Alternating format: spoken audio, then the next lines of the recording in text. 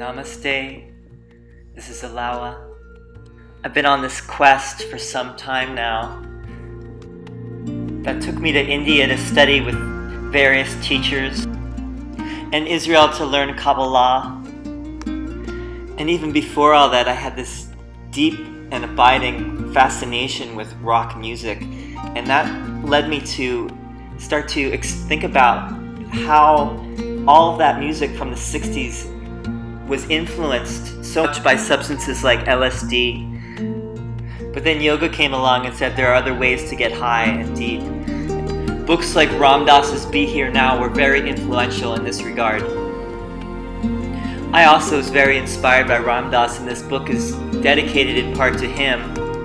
And it's dedicated to all those of us who are trying to make sense of what happened in the 60s and beyond in terms of spirituality and psychedelics.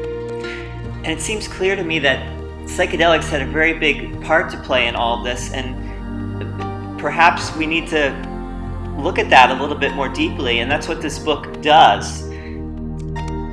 Another great milestone in this whole history is the Beatles' transition from taking LSD and promoting it to learning transcendental meditation with Maharishi Mahesh Yogi in India. But later in my generation, Generation X, there were voices like Terence McKenna who spoke very eloquently and persuasively about DMT and ayahuasca. And some have claimed that ayahuasca might have been the original soma that was used by the ancient yogis, the rishis, in the Vedic period.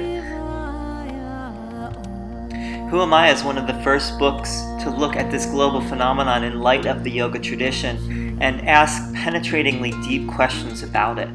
Beyond mere information, I know this book will give you great inspiration and insight into the ultimate question, who am I? So I invite you to come on this journey with me and start by pre-ordering your own copy of this. Thank you so much.